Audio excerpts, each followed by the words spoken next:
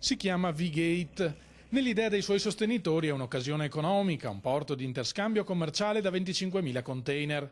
In quella degli operatori turistici un progetto che rischia di schiantarsi con la violenza di un meteorite davanti alle spiagge di Sottomarina e Isola Verde. A lanciare l'allarme con una lettera indirizzata alla Giunta e al Consiglio Comunale di Chioggia sono gli albergatori del litorale, gli operatori degli stabilimenti balneari, dei campeggi e del commercio. Al loro fianco si schiera Federalberghi che chiede all'amministrazione di fare tutto quanto in suo potere per fermare l'opera. È ora di finirla. Io credo che in un paese civile si debba considerare il tipo di economia che insiste su un territorio.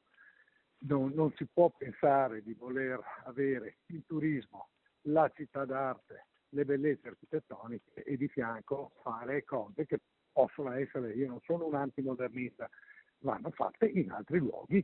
Vi sono luoghi dove l'economia turistica e quella industriale possono convivere senza problemi, argomenta il presidente regionale degli albergatori Marco Michielli, ma tra questi non vi sono sicuramente Chioggia e il suo litorale. L'intelligenza porta a pensare che lo sviluppo economico non va assolutamente fermato, va opportunamente indirizzato.